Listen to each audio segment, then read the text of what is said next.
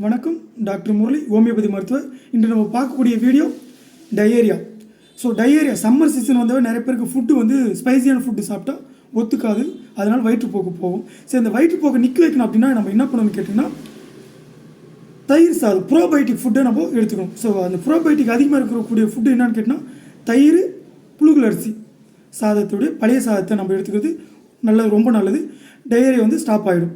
So கண்டிப்பாக alcohol, coffee குடிக்கக்கூடாது. இது எடுத்திங்கன்னா டயேரியா வந்து ரொம்ப அதிகமாகும்.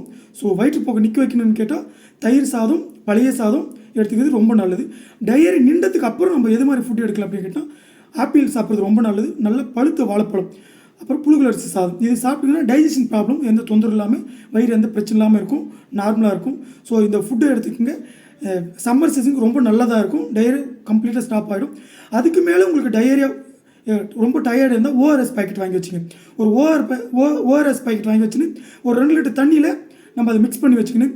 அப்பப்போ அந்த தண்ணியை குடிச்சிங்கன்னா இந்த டயர்ட் வீக்னஸ் எதுவுமே இருக்காது. ரொம்ப நல்லது. நன்றி, வணக்கம்.